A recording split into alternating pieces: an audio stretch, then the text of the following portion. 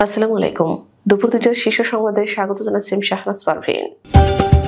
চিকিৎসকদের সার্বক্ষণিক পর্যবেক্ষণে খালেদা জিয়া, অবস্থার উন্নতি।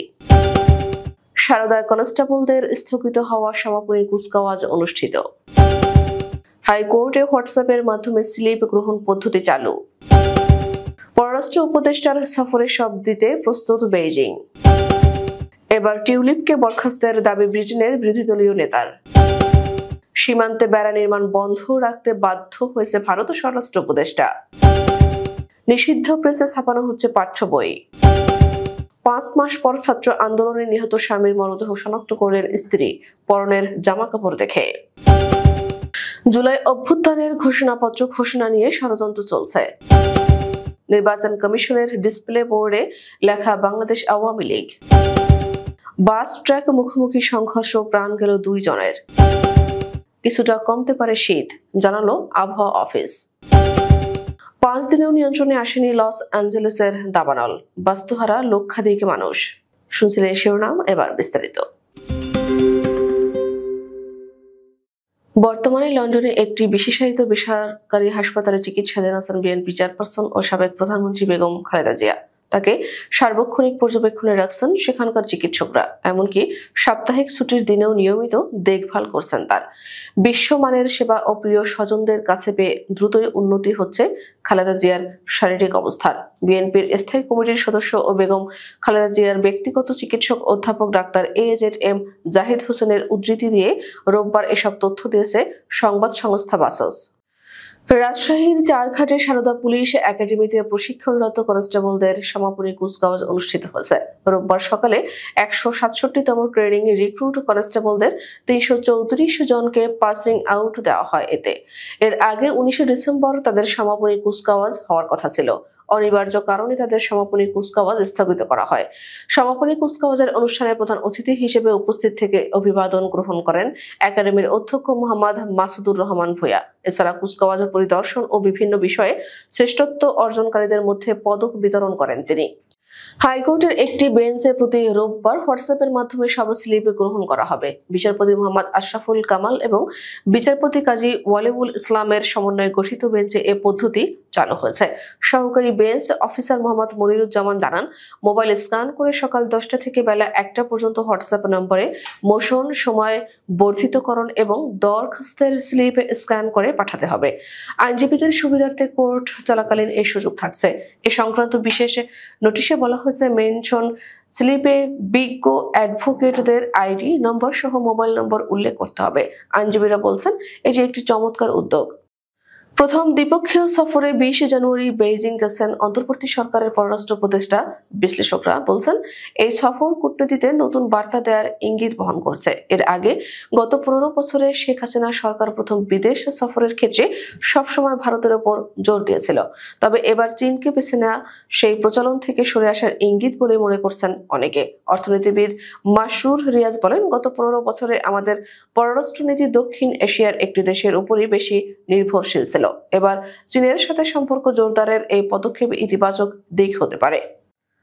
যুক্তরাজ্যের অর্থ ও নগর বিষয়ক মন্ত্রী টিউলিপ সিদ্দিকী দুর্নীতি, সম্পদের তথ্য গোপন ও অর্থ আত্মসাতের একের পর এক অভিযোগে ব্যাপক চাপের মুখে পড়েছেন।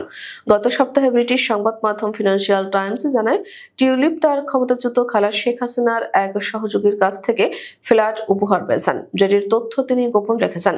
তবে এসব অভিযোগের মধ্যে এবার টিউলিপকে বরখাস্ত করতে প্রধানমন্ত্রী কেয়ার স্টারমারের প্রতি আহ্বান জানিয়েছেন দেশটির প্রধান বিরোধী দল কনজারভেটিভ পার্টির প্রধান কেমি ব্যাডেনস। রোববার এক প্রতিবেদনে এই তথ্য জানিয়েছে ব্রিটিশ সংবাদ মাধ্যম বিবিসি। বিজিবি এবং স্থানীয় বাসিন্দাদের শক্ত অবস্থানের কারণে ভারতের সীমান্তে কাঁটাতারের বেড়া নির্মাণ কাজ বন্ধ রাখতে বাধ্য হয়েছে বলে জানিয়েছেন স্বরাষ্ট্র উপদেষ্টা লেফটেন্যান্ট জেনারেল অবসরপ্রাপ্ত মোহাম্মদ জাহাঙ্গীর আলম চৌধুরী। রোববার সচিবালয়ে বাংলাদেশ ও ভারতের সীমান্ত পরিস্থিতি নিয়ে সংবাদ সম্মেলনে একথা বলেন তিনি। স্বরাষ্ট্র উপদেষ্টা বলেন, সম্প্রতি সীমান্তের 5টি জায়গায় কাঁটাতারের বেড়া নির্মাণ কাজ শুরু করে ভারত, কিন্তু বিজিবির এবং স্থানীয়দের শক্ত অবস্থানের কারণে ওইসব স্থানে কাজ বন্ধ করতে বাধ্য হয়েছে তারা। অনিয়মের দায়ে 5 বছরের জন্য নিষিদ্ধ প্রেসে ছাপানো হচ্ছে পাঠ্য বই। এছাড়া নিম্নমানের কাগজ ও কালি দিয়ে বই ছাপাচ্ছে জাতীয় শিক্ষাক্রম ও পাঠ্যপুস্তক বোর্ডের শর্ত ভঙ্গের অভিযোগে অভিযুক্ত আরেকটি ছাপাখানা। কেবল তাই নয়, চুক্তি না মেনে আরেক ছাপাখানা তো পাঠ্য বই না ছাপিয়ে বাণিজ্যিক কাজ করছে। সরেজমিনে রাজধানীর ডেমরার এক ছাপাখানায় গিয়ে দেখা যায় পাঠ্যপুস্তকের বদলে চলছে বাণিজ্যিক কাজ। গত বুধবারের ভিডিও ফুটেজের সূত্র ধরে ওই এলাকার প্রায় সব ছাপাখানা ঘুরে দেখা হয়। এক পর্যায়ে প্রোমা প্রেস অ্যান্ড পাবলিকেশনসের প্রিন্ট রুমের সবশেষ ব্লকে ভিডিও ফুটেজে থাকা মলাটের স্তূপ দেখা যায়। এ নিয়ে প্রশ্ন করলে শুরুতে বিষয়টি অস্বীকার করেন প্রতিষ্ঠানের কর্মীরা, পরে ফুটেজ দেখালে স্বীকার করেন। বৈষম্যবিরোধী ছাত্র আন্দোলনে নিহত ঢাকা মেডিকেল কলেজ হাসপাতালের মর্গে থাকা 7 জনের মধ্যে একজনের মরদেহ প্রাথমিকভাবে শনাক্ত করেছেন তার স্ত্রী সেলিনা বেগম। তার দাবি, এই 7 জনের মধ্যে একজন তার স্বামী মোহাম্মদ কাবিল হোসেন। দীর্ঘ 5 মাস পর মরদেহ শনাক্ত করলেন স্ত্রী। কাবিল পেশায় মাছ ব্যবসায়ী ছিলেন। নিহতের বাড়ি কুমিল্লায়। রাজধানীর মুগদা মানিকনগর এলাকায় একটি ভাড়া বাসায় পরিবার নিয়ে থাকতেন। তার এক ছেলে ও এক মেয়ে রয়েছে। স্ত্রী সেলিনা আয়ার কাজ করেন।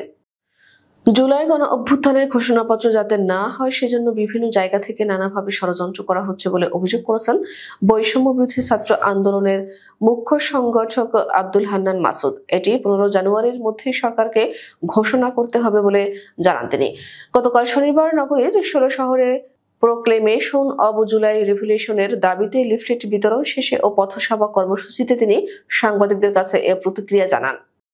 চুয়াডাঙ্গার আলমডাঙ্গা উপজেলা নির্বাচন কমিশন অফিসের ডিজিটাল ডিসপ্লেতে ভেসে উঠেছে বাংলাদেশ আওয়ামী লীগ। শনিবার সন্ধ্যার পর উপজেলা চত্বর এলাকায় অবস্থিত উপজেলা নির্বাচন কমিশন অফিসের ডিসপ্লেতে এই লেখাটি ভেসে ওঠে।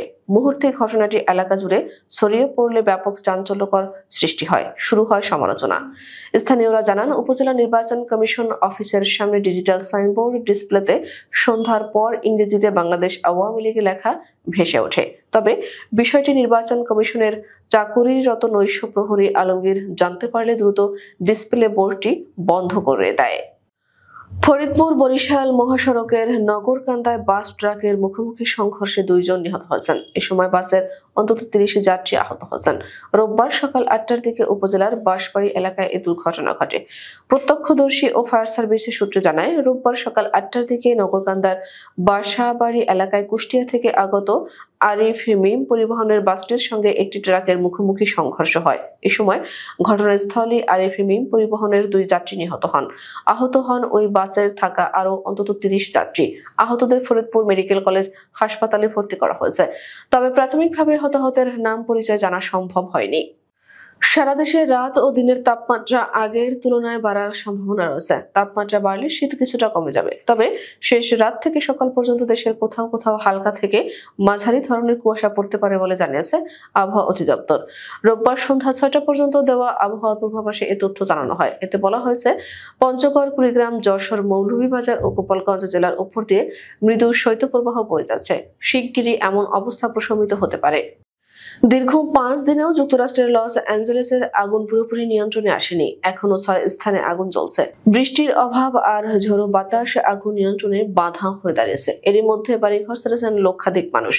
রোববার যুক্তরাষ্ট্রের ফায়ার সার্ভিসের বরাত দিয়ে এক প্রতিবেদনে এ খবর জানিয়েছে মার্কিন সংবাদ মাধ্যম CNN। প্রতিবেদনে বলা হয়েছে, দাবানলটি স্থানীয় সময় শনিবার থেকে দিক পরিবর্তন করে আরো পূর্ব থেকে উত্তর পূর্ব দিকে ধাবিত হচ্ছে। এ কারণে জ্বলতে থাকা আগুন নতুন এলাকায় ছড়িয়ে পড়তে পারে। এতে এখন পর্যন্ত 16 জনের মৃত্যু হয়েছে। 10,000-এর বেশি অবকাঠামো আগুনে পুড়ে গেছে। আমাদের পরবর্তী রাত 10টার শীর্ষ সংবাদ দেখার আমন্ত্রণ জানিয়ে এখনকার মতো বিদায় নিচ্ছি। দর্শক, ভিডিওটি শেষ পর্যন্ত দেখার জন্য আপনাকে অসংখ্য ধন্যবাদ। নিত্য নতুন সংবাদ পেতে আমাদের ইউটিউব চ্যানেলটি সাবস্ক্রাইব করুন ও নিয়মিত নোটিফিকেশন পেতে বেল বাটনটি ক্লিক করুন এবং আমাদের ফেসবুক পেজটিতে লাইক করুন। এছাড়াও আমাদের ভিডিওতে লাইক দিয়ে শেয়ার করুন। আল্লাহ হাফেজ।